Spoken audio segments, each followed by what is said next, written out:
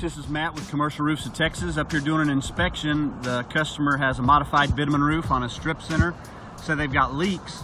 First thing I want to check for is granule loss from hail, from wind, any kind of storms coming through the area, because what happens is it knocks the granules off, and if you don't have proper drainage, what do you get?